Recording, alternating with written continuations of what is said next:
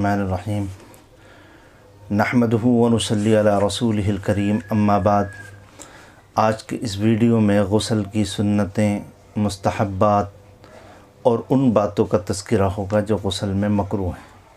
इससे पहले दो वीडियो में तफसील के साथ गुस्ल के 3 फ़र्ज़, कुल्ली करना, नाक में पानी डालना और पूरे बदन पर बहाना, उसके मुताल्लिक़ गुफ्तगू हो चुकी है। तो आज हम तज़किरा करेंगे गुस्ल की सुन्नतें, मुस्तहब्बात और मकरूह चीज़ों का। तो गुस्ल की पहली सुन्नत, हमें गुस्ल खाने में दाखिल होने का तरीक़ा सीखना है। आम तौर पर इस ज़माने में गुस्ल खाने 2 तरह के होते हैं। एक गुस्ल खाना तो वो होता है जिसमें टॉयलेट साथ में लगी हुई होती है, और एक गुस्ल खाना वो होता है जिसमें टॉयलेट नहीं होती। अगर गुस्ल खाना साफ़ सुथरा है और उसमें टॉयलेट भी नहीं है तो उसमें आप दाहिने पैर से भी दाखिल हो सकते हैं और बाएं पैर से भी दाखिल हो सकते हैं, कोई हर्ज नहीं है। लेकिन अगर वो गंदा है या उसमें बैतुल खला साथ में है तो वही तरीक़ा है जो बैतुल खला में दाखिल होने का है। बाएं पैर से हमें दाखिल होना है और जब बाहर आना है तो बाएं पैर से दाहिने पैर से बाहर निकलना है। एक और बात इसमें याद रखनी चाहिए कि गुस्ल से पहले बिस्मिल्लाह पढ़ना चाहिए। अगर अटैच बाथरूम है जिसमें गुस्ल खाना और इस्तिंजा दोनों साथ में है तो गुस्ल खाने में दाखिल होने से पहले बिस्मिल्लाह पढ़ना है। और अगर किसी का साफ़ सुथरा गुस्ल खाना है और उसमें टॉयलेट नहीं है तो फिर वो अंदर जाकर भी बिस्मिल्लाह पढ़ सकता है, कोई हर्ज नहीं है। दूसरी बात कि बिस्मिल्लाह किन अल्फाज के साथ पढ़ी जाएगी। बिस्मिल्लाह पढ़ने के मुख्तलिफ़ तरीक़े हैं।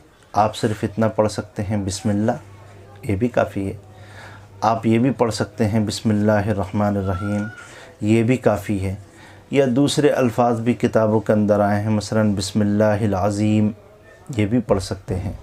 या अल्हम्दुलिल्लाहि अला दीनिल इस्लाम, ये भी पढ़ सकते हैं। बहरहाल जब हम गुस्ल खाने में दाखिल हो गए तो दाखिल होने के बाद में हमें कपड़े उतारना है। गुस्ल खाने में जाने के बाद में अगर गुस्ल खाना ऐसा है जहाँ किसी की निगाह नहीं पड़ रही है, आप महफूज हैं, तो आप दोनों तरह गुस्ल कर सकते हैं। मुकम्मल नंगे होकर भी गुस्ल कर सकते हैं, लुंगी पहनकर भी गुस्ल कर सकते हैं। लेकिन लुंगी पहन कर के गुस्ल करना ज़्यादा बेहतर है ताकि ज़्यादा से ज़्यादा शर्म हया और पर्देदारी का पासो लिहाज हो सके। लेकिन अगर बंद है तो आप बग़ैर कपड़ों के भी गुस्ल कर सकते हैं। अगर महफूज गुस्ल खाने में कोई ताक झांक की कोशिश करता है तो गुनहगार ताक झांक करने वाला होगा, गुस्ल करने वाला गुनहगार नहीं होगा। इसी तरह एक बात और आप हज़रात याद रखें कि नंगे होने की सूरत में जब गुस्ल करेंगे तो काबे की तरफ हमारा रुख नहीं होना चाहिए। काबे की तरफ रुख करना ये बैतुल्लाह की बेअदबी है। एक बात और कि जब हम गुस्ल करें और नंगे होने की हालत में हों तो हमें किसी की बात का जवाब नहीं देना चाहिए, किसी से बात नहीं करनी चाहिए। और अगर लुंगी पहन कर के गुस्ल कर रहे हैं तो ज़रूरत की बक़दर बात की जा सकती है, बात का जवाब भी दिया जा सकता है। बहरहाल उसके बाद में हमें गुस्ल शुरू करना है। तो पहला काम हम ये करेंगे कि दोनों हाथों को गट्टों तक 3 मरतबा धोंगे। हज़रत मैमूना रज़ियल्लाहु ताला अन्हा फरमाती हैं, मैंने अल्लाह के रसूल को देखा कि आपने गुस्ल करने से पहले 3 मरतबा अपने हाथों को धोया है।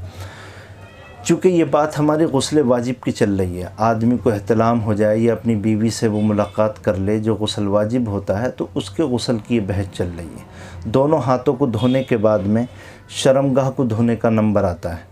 आम तौर पर चूँकि शर्मगाह गंदी होती है और जिमा के बाद में तो उस पर मनी वगैरह के असरात भी होते हैं, इसलिए उसके धोने का तरीक़ा ये है कि दाहिने हाथ से पानी डाला जाए और बाएं हाथ से शर्मगाह को धोई जाए। जब शर्मगाह साफ़ हो जाए तो फिर दोबारा से हाथों को धोना है। फिर उसके बाद में बदन पर जहाँ बदन के जिस हिस्से पे भी नापाकी लगी हुई है, कोई गंदगी लगी हुई है, तो आप उस गंदगी को भी धोएंगे। चूँकि अगर उस गंदगी को नहीं धोया और हमने अपने सर के ऊपर पानी डालना शुरू कर दिया तो वो गंदगी बह कर के पूरे बदन पर फैल जाएगी। इसलिए बेहतर यह है कि पहले हम गंदगी को धोएं, रगड़ कर धोएं, दाहिने हाथ से पानी डालें, बाएं हाथ से धोएं। उसके बाद में फिर अपने बदन को हमें हाथों को फिर से धोना है। उसके बाद हमें गुस्ल करने से पहले जब इन कामों से फ़ारिग हो गए तो अब वज़ू करना है। वज़ू किस तरह करेंगे? वज़ू इसी तरह करेंगे जिस तरीके से हम नमाज के लिए वज़ू करते हैं। नाक में पानी डालना, मुंह में पानी डालना, कुल्ली करना, चेहरा धोना, हाथ धोना, सर पर मसा करना।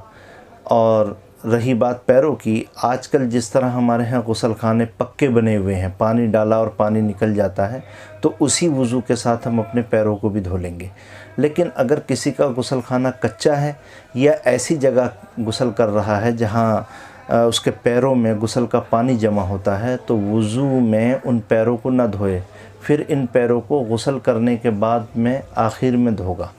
तो बहरहाल पूरा वज़ू करना है। यहाँ एक बात मैं तवज्जो दिलाना चाहता हूँ कि आदमी के लिए गुस्ल करने से पहले वज़ू करना सुन्नत है। जब आपने वज़ू किया और गुस्ल कर लिया, अब आप उसके बाद में नमाज़ पढ़ना है तो नया वज़ू करने की ज़रूरत नहीं है। अगर किसी ने अपने गुस्ल से पहले वज़ू नहीं किया और गुस्ल कर लिया और उसके बाद में वो नमाज़ पढ़ना चाहे, तब भी नए वज़ू की ज़रूरत नहीं है, क्योंकि गुस्ल करने से भी ख़ुद ब खुद आदमी का वज़ू हो जाता है। इसी तरह उसके बाद में 3 मरतबा पूरे बदन पर पानी बहाना है। 3 मरतबा पानी बहाने में तरतीब ये होगी कि पहला लोटा सर पर डाला जाए, दूसरा लोटा दाएं कंधे पर डाला जाए, तीसरा लोटा बाएं कंधे पर डाला जाए। ये सुन्नत तरीक़ा है। अगर कोई आदमी तालाब में या किसी नदी में गुस्ल कर रहा है तो 3 मरतबा पानी में डुबकी लगाए तो 3 मरतबा पानी डालने के बराबर हो जाएगा। इसी तरह गुस्ल से पहले मिसवाक करना भी सुन्नत है। जिस तरह वज़ू के अंदर मिसवाक करना सुन्नत है, इसी तरह गुस्ल के अंदर भी मिसवाक करना सुन्नत है। गुस्ल के अंदर हाथ और पैर की उंगलियों के दरमियान में खिलाल करना सुन्नत है, जिस तरह वज़ू के अंदर सुन्नत है। इसी तरह एक सुन्नत और है कि गुस्ल से फ़ारिग होने के बाद में हमें दुआ पढ़नी चाहिए। अशहदु अल्ला इलाहा इल्लल्लाहु वहदहु ला शरीक लहू व अशहदु अन्ना मुहम्मदन अब्दुहु व रसूलुहु। ये दुआ पढ़ ली चाहिए। इसको याद कर लीजिए। अशहदु अल्ला इलाहा इल्लल्लाहु वहदहु ला शरीक लहू व अशहदु अन्ना मुहम्मदन अब्दुहु व रसूलुहु। ये सारे काम करने हैं। ऐसी गुस्ल करने के अंदर तमाम सुन्नतों के तरीक़े अदा हो जाएंगे। बस इसके बाद में ये सारे काम करने के बाद में मैं मुख्तसर तरीक़े पर फिर से एक साथ गुस्ल का तरीक़ा बयान कर देता हूँ। गुस्ल खाने में जाने के बाद में सबसे पहले 3 मरतबा अपने हाथों को गट्टों तक धोना है, फिर शर्मगाह को धोना है, दाहिने हाथ से पानी डालना है, बाएं हाथ से शर्मगाह को धोना है, फिर हाथों को धोना है। बदन पर कहीं नापाकी लगी है उसको धोना है, फिर हाथों को धोना है, फिर पूरा वज़ू करना है, फिर 3 मरतबा अपने पूरे बदन पर पानी बहाना है। ये गुस्ल का तरीक़ा है जिसमें सुन्नत भी आ गई, मुस्तहब भी आ गई, और हमने मकरूह को भी बयान कर दिया कि किसी से बातें नहीं करना है, क़िबले की तरफ रुख नहीं करना है, ये सारे काम करना है। देखिए ऐसा है, ये बातें छोटी हैं लेकिन इस पर अमल करने से इंसान के अंदर सआदतमंदी पैदा होती है और सआदतमंदी इंसान के अंदर नेकी को पैदा करती है।